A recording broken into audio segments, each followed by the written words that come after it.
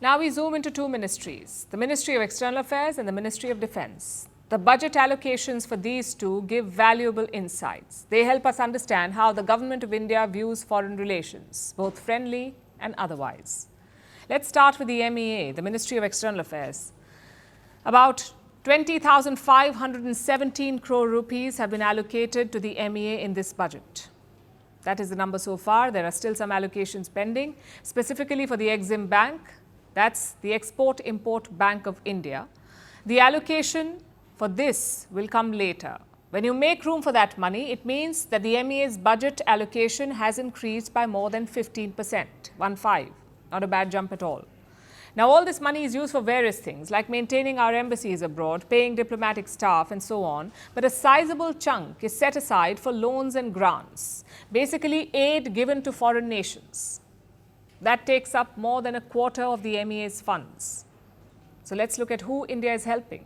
As always, the focus is on the immediate neighborhood. The single biggest recipient of Indian aid, as always, is Bhutan. India and Bhutan share a deep bond. So New Delhi has always extended a helping hand to our mountainous neighbor. India also sends aid to Afghanistan, Nepal, Sri Lanka and every other neighbor, barring of course Pakistan and China. This aid list includes neighbors that India is having tiffs with, neighbors like Bangladesh and the Maldives. In fact, let's compare the aid allocations to the last budget. And you'll notice the amount allocated to Bangladesh has remained the same. So Sheikh Hasina or not, India is committed to supporting the people of Bangladesh. Let's see if Dhaka gets the memo. Meanwhile, ties with the Maldives have taken an interesting turn. Their allocation has been increased from 400 crores last year to 600 this time around, which is a 50% hike. And this shows that there has indeed been a reset. You remember that last year began with a diplomatic row. Maldivian ministers insulted India's Prime Minister Modi. Their president, Mohammad Muizzu, issued confrontational statements. He was still clinging on to his India out campaign rhetoric. But the last few months have seen a thaw.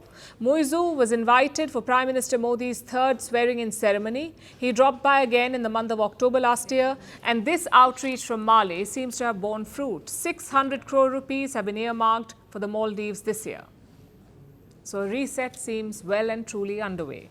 India is also looking further away from the neighborhood. Allocations for Eurasian countries and Latin American nations have doubled. It was relatively little to begin with, but it's nice to see New Delhi look further afield. The allocation for Africa has increased by 12.5%, which feels a bit like a missed opportunity. There's also the Chabahar port project in Iran. India has kept the allocation for that unchanged at 100 crore rupees. Basically, India's commitment remains steadfast. One thing India is more focused on this year is disaster management. It has hiked its disaster relief budget by over 500%.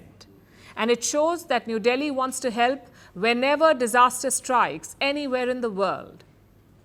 Considering the extreme climate events that we've seen over the past few years, this is definitely a timely step. Now, all that was the metaphorical carrot. Now, let's look at the stick. Let's zoom into India's defense allocations now. Defense spending is a major chunk of the budget. This year, India has allocated over 6,81,000 crore rupees to defense. That's about 13.45% of the entire budget. If India were a NATO member, Donald Trump would be thrilled. He wants NATO members to spend 2 to 5% on defense. India has earmarked almost 13.5%. We really do spend a lot on our military. India is the biggest defense buyer in the world, and it's necessary, this spending. India has to deal with neighbors like Pakistan and China, so a lax defense is not an option. The total defense allocation is about 6,81,000 crore rupees. A lot of this money goes towards pensions. That makes up almost a quarter of the defense budget.